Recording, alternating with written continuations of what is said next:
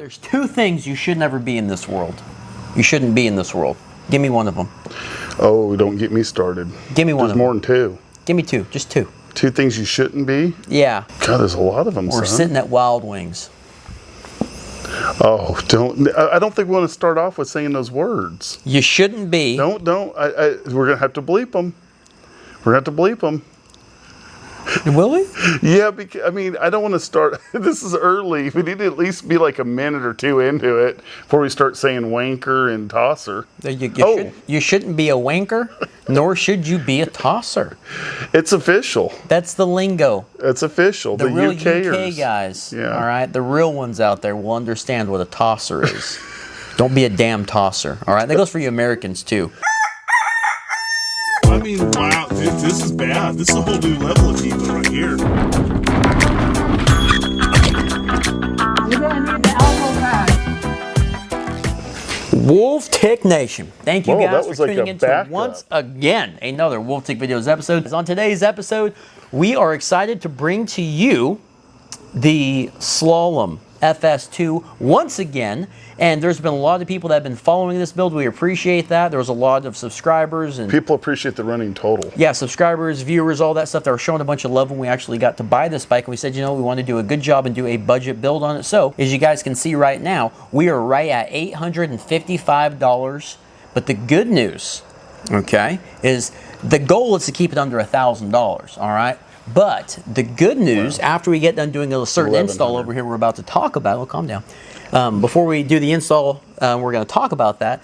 We got a little bit of everybody's favorite segment. Someone says don't do the knocking and doorbell sounds. Too bad. Yeah, thank you. All right, thank too bad. You. Too bad. Not going there. No. You know what? Just for you. I'm doing it on the editing. Well, I'm knocking just for you. All right, there you go. Have some of that. Don't be a tosser. They probably, wankers, man. They probably got dogs or something at home. Anyway. The people in the UK are probably going, man, these guys are just cussing all left and right. Because apparently that's like foul language. So we are going to be It's not in America. A little bit of everybody's favorite segment, a little bit of mail time. You guessed it. We've got some parts for the Slalom over there, which we'll be tacking on to the official budget. And we're at $855. That's where we messed up. We weren't going to tack on prices of stuff until they were on the bike. And then I told you, well, we put the brakes on it. No, we didn't. The brakes are on there. So guess what we're doing today, guys? We are installing some very budget Sram Guide T brakes. We have a front brake here, and I was thinking, well, at least we'll have to cut that or bleed that. We're going to keep the bleeding and all that for another time, all right? But something I wanted to mention is look at this. Look at the way it's packaged. That's been opened. Did they open it and tape it, or what's going on here? That's just strange, and it's brand new, but everything's in there. It's just weird that it was already opened. Maybe they added the hoses and stuff. That's what I was thinking. Maybe they added some barbs or something like that, but it looks to be like everything's already... you can get it with or without. So on today's episode, we're going to be installing the Sram Guide T hydraulic brakes. You guys can see the price of them. They're both the same. Yeah. Okay. We'll be installing those, so you guys can check those out. Check out the affiliate description below, because right now I think they have just the fronts, but they also have a level. Yeah, I don't know. I put different links in there. You guys can, look around. People were saying, they kept talking about. Someone was saying something about our fork is a counterfeit. The one that because you mentioned the sticker was crazy. Like, because it's a counterfeit because you bought it off Amazon. We didn't buy it off Amazon. No. And we also didn't buy it off eBay. Bought it from Jensen USA. Yeah, and Jensen sells a bunch of mountain biking stuff for years now. Yeah, it's not counterfeit. No, it's a crooked sticker. Yeah, I know, that was kind of weird. It was funny, there was a guy who said, man, I bought the same exact fork. Thank you guys for doing a video on it. My sticker was crooked too. There you go. But all right, guys, so please hit that like button, hit the subscribe button. Again, turn those notifications on, as cringy as that sounds. We got some mail time coming up. Let's talk about these brakes, and let's start with the internal install on the Slalom FS.2. I'm done knocking. Yes. All right, guys, as you can tell, our budget has gone up here at Wolf Tick Videos. Look at this. Oh, yeah. I'm showing jewelry. I don't know what kind of stain that is. I almost said something else. We're going to flip that bad boy over because that's all you got to do, all right? So I'm sitting at the baby table, and we're going to show you guys the rear brake for this setup that we got off of Jensen, not counterfeit. This is going to be the setup, man. This is going to be our new brakes. These are the Sram Guide T brake OE packaged, 650 millimeter rear hose length. And I have news for you then. What? That's the front. 1650? Oh, I see you said 650. Oh no, 1650 millimeters, 650 millimeter. All right, I don't know if these things are 4-piston or 2-piston. By the looks of it, they're 4-piston. We're gonna set that to the side, okay? First thing we're gonna do is let's look at what comes in the package here. We've got some mounting hardware for a caliper, it looks like. There's olives, there's barbs, and there's that piece. That basically screws everything together onto the lever. I don't know what the hell this is. That looks like an olive. I've never seen that before. It says open is this way. Don't know what that is. Rubber boot action. And then we've got the lever. It's a really good looking lever. I'm guessing that these are probably going to be a good old 2-finger, maybe even a 1-finger with this lever design. Do you guys have these brakes? I don't know. They're SRAM. Yeah, they're SRAM. That's true. So SRAM brakes are what? They're a little more, you know, they're more modulaty. There you go. That's a word. I mean, Modulator. I don't know. Modulation. They're not. SRAM's the one that's more pressure oriented, not so on and off, right? Yes. Yeah. Not so on or off. Very pressure oriented. You get a lot of good finger action in there. All right. We've got a throw adjustment or a reach adjustment, so we can actually. Don't start. It's It's too a early. reach adjustment. Make sure you get closer or further away from the bars. Now these use .5.1 or .4 only. I wish they'd tell us what comes with them so we don't do a mixy match. See, that's one of the things I don't like about SRAM brakes is the dot. You know what's interesting is the dot fluid. Isn't .4 vehicle brake fluid? Yeah. Okay, well that's cool. We can put that in the juke, put it in here, you know, a little mixy mix. Now it does have this little adapter, and that's going to be for Sram group sets, which is cool because you'll be able to actually put your shifter on here. But this is running the Shimano. What is what? The juke. Yeah. The crackhead juke. Crackheads. This right here is pretty neat. We'll, might have to get another mount eventually because this right here is intended to run a SRAM group set. And I forget what they call that. It's just SRAM has all their own mounting hardware, which is very interesting. But when you do run the exact setup that that's intended for, it's beautifully done and it hides right up underneath the lever. So we do have that. Again, I'm curious to see how this is going to feel on the trails, but it's actually decently light. It is a little bulky on the lever end, but not a bad looking brake whatsoever. It's amazing that you got these on the deal that you did. Super pretty impressive. cheap. Okay, now the money maker. Now these are going to be organic pads. All right, they're actually listed organic pads. 2-piston, 4-piston. That's what I'm talking about. See, they had the 2-piston variant for. We could have saved like $10 or so. Really? Yeah, 10. I think $5 a piece. I think we could have saved. So $10 for the set, I think. But I'm thinking, you know, what for the $10, I'm going the 4-piston. Okay. So that's why I want to make sure they're a 4-piston. Yeah, no, 4-piston. That's awesome.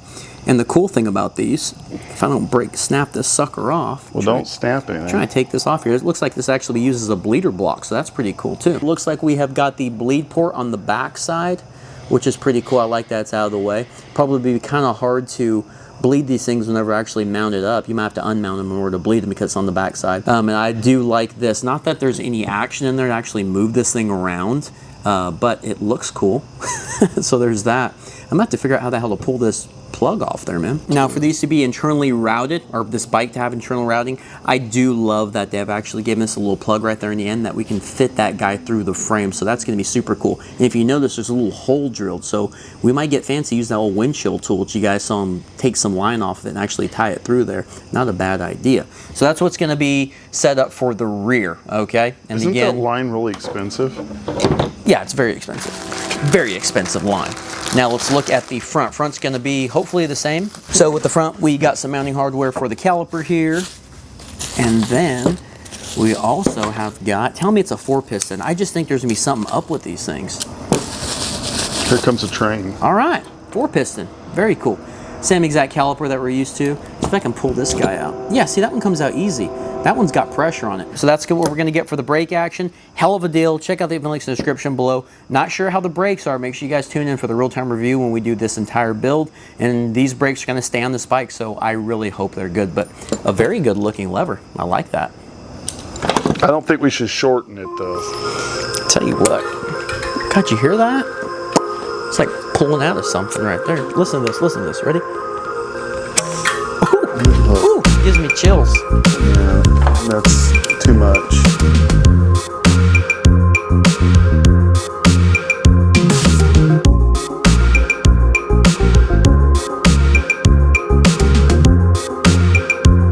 So this is what we're going to do right here. I'm going to cut this cableage. Okay, and what I'm going to try to do, can you hold on to that rear You one? need to cut the rear then. Well, actually, I don't know why you just cut the front. well, because I got to use this cable that's ran through there. So what I'm going to do is, the idea is we're going to get the housing, the cable housing. I'm going to pull the cable housing through, so I need you to pinch that back one. I'm going to pull this through so we can just use the cable. I don't think you need to cut that front part of the cable. If you were doing it, why'd you cut it? If you're just using the housing, you could have just pulled the cable out. Listen, who's the brains behind this operation? Me? Everyone knows that. I don't know. Old Jake from State Farm wouldn't agree. No, he would completely agree with that. He's on my side right now. No, he's not. Look, I can't tie this end. I can't tie this onto the new brakes because it's too big. I have to use the cable to loop through the hole on there to pull just the cable through. There's no need to have this in there. I had to cut both ends. I had to, Daddy. No, you didn't. I did. You know you didn't. Maybe I didn't, but listen. This is what we're going to do actually. This cable on there is too thick to wrap around there. So I will tape my cutting line for my windshields. I'm going to tape it to that, pull string through, and then we'll use the string to pull it through. Brilliant. Brilliant, brilliant. Still didn't need to cut the end of the cable. Well, that's hearsay. But man, I'll tell you what, Sram makes it easy. That's nice. You know, if you got a windshield cutting tool and fishing line.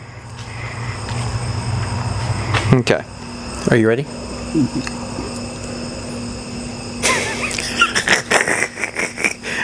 All right, here we go.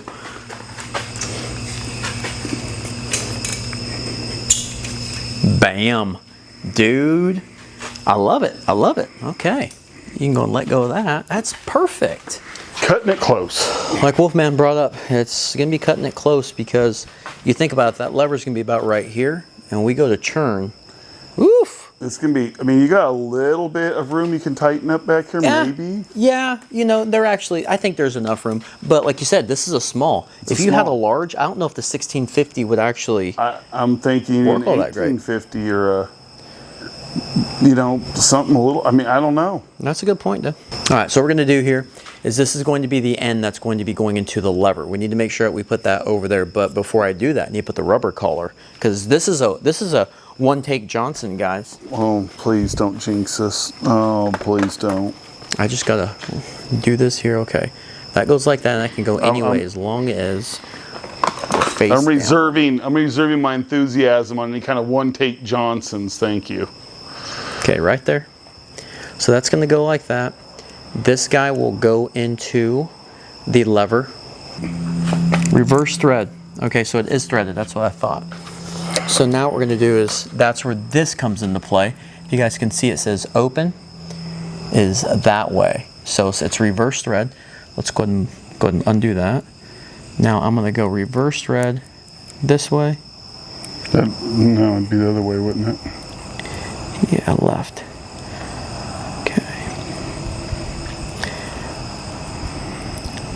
Okay, that's on there. All right, she looks good. Is it on there good? Yeah, it's on there good. That's dot 4 at 5.1. Your vice grip garage. Okay, now we're gonna put this guy on here, and then we're gonna cinch her up. Shout out to Derek. We're gonna delete the old brakes. Okay, you ready? Don't cross thread. This is a one-take Johnson. Would you stop? Here, do me a favor. Grab this. Grab that hose and push in. There you go. Perfect.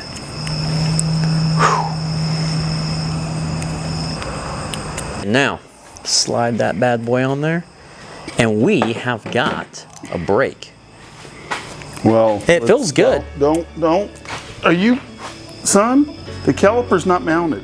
Feels good. It has a bleed block in it. All right, now. Let's see if we can pull this guy out, man. No, she came out easy now. Good. All that air in the lines kind of makes it easy to pull it out. Calm down. There's not air in those damn lines.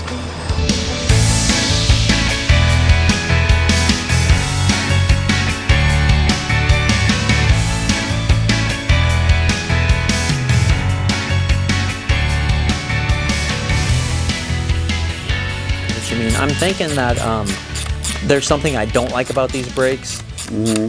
And Guys, tell me, is Shimano the only ones that have that patented or something with the spring back action? Because I know the Clark ones that we had, the really expensive Clarks that they sent to us, those didn't have it. The little kickback where you move it like that and your finger scoots it out of the way. Mm-hmm. I know what you're talking about. I'm a big fan of that. Yeah, it's really nice to have. I gotta take this little weird keeper off there for the shifter if we're running SRAM stuff. That's a lot going on back there. Let me show you guys this. I took that nut out right there, but that's just a lot going on. But luckily it doesn't get in the way. So that's not bad. And we'll tighten all that up here in a second. All right, tell me what you think about them brakes. Just got them installed, guys. Well, I'm gonna tell you right now. So my initial reaction to these brakes are, I like them. I don't like where you have the levers at, but I like them. My biggest problem with SRAM brakes is just when they get stored for a while. Yeah. That's my biggest concern. We've had some swelling up before. We've had some swelling on them. But will these swell? I don't know. I will say this. They feel really, really good right now. Do you see what I'm talking about? And we'll have to wait for the real-time review, but my thing with SRAM brakes is they have this feel where they're super, the lever feel is so good and smooth. Like there's no on and off. Even when you're just sitting there, it's so like you get to progressively squeeze it and feel that pad making contact. Yeah, and that's something I really like about their brakes. No, I like it. I like I said, I really have no complaints. They feel really good. And for the price, I'm not going to complain if they only last a season or two. I mean, really, for that price, I mean, I will. Well, I shouldn't say I won't complain. I would like them to last a while, and they're going to be on this bike. So, look at that damn fork. My biggest concern is not how they feel right now and how I have full confidence they're going to perform well. My big concern is going to be more, there's two things. I want to see if it has any brake fade, and I want to see if they swell up in a couple seasons. What trips me out, there goes the box. What trips me out on the rear brake is, you guys see the adapter, that's just a 180 in the rear, okay? Rusty rotor and all. But you look at the front, and I mentioned this when I was going to do my B-roll, there's no adapter. I didn't know that the caliper actually had something to do with that and not just the fork. I always thought this longest time that, oh, well, it's obviously the fork, you know, you get your different mounting points. But we had to use the adapter with the stock caliper, and then there's no adapter for these guys. It's pretty cool. I like that.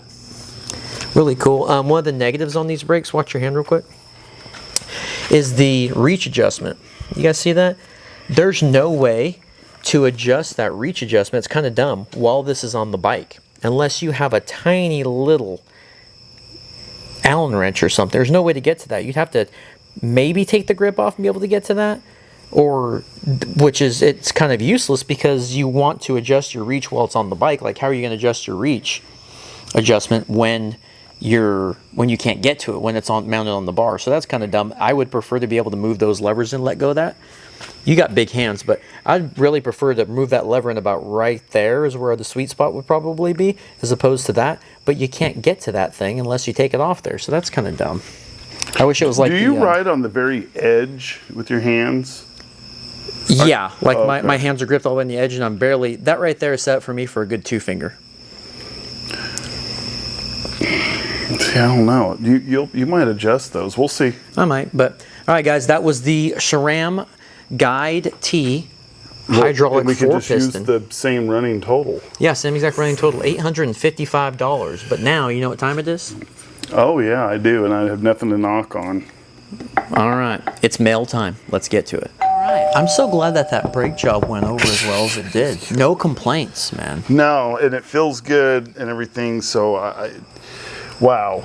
Especially for that price. Check out the links in the description below. But now it's time for some mail time. Let's do this. The good news is some of this stuff, well, both of these things, will be put on that bike. And we're not going to add it to the price. Not yet. Not we yet. need to add it. We messed up on the brakes. We're not going to do it yet on this. Bike in. What could this be?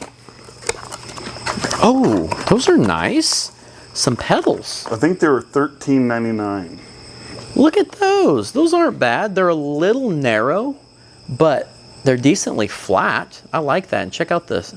Ooh, those are the nasty cleats, man. Those are the nasty ones. Those are just screws. Cleats. Oof.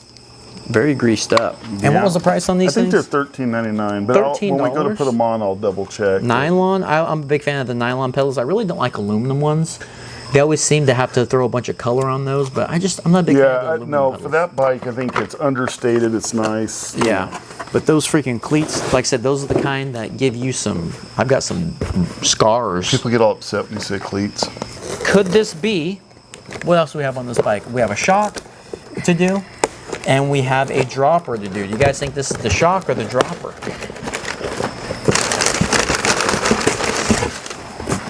Well, I think that's a... Oh my gosh. So right here we've got a dropper.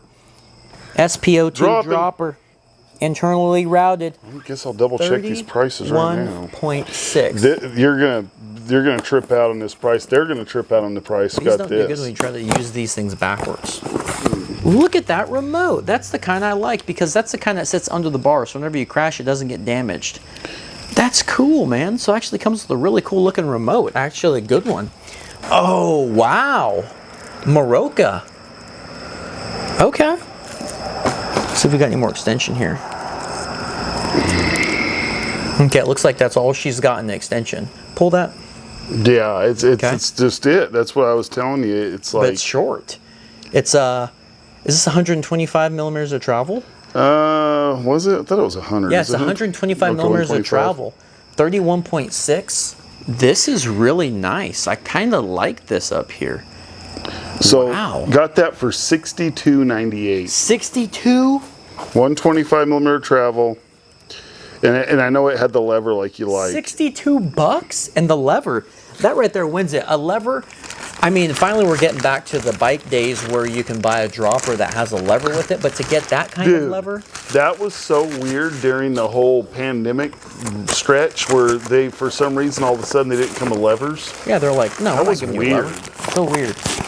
Dude, $62 for that Meroca. $62.98. 25 millimeters of travel. That's awesome. That's perfect. Yeah, we'll see. I hope it's perfect because that thing has a little bend in the seat post too. Yeah. All right, guys. Well, that was some mail time. That was another WolfTic Videos episode. We appreciate you guys watching as always. Please hit that like button, hit that subscribe button, turn those notifications on. $13.99 on the pedals. $13.99. That's cheap. $62. I mean, $62.98 on the dropper. $13.99 on the pedals. We won't do it on the running total yet, but we will. We will. Yeah. All right, guys. We'll see you on the next episode. Thanks for watching. Yeah.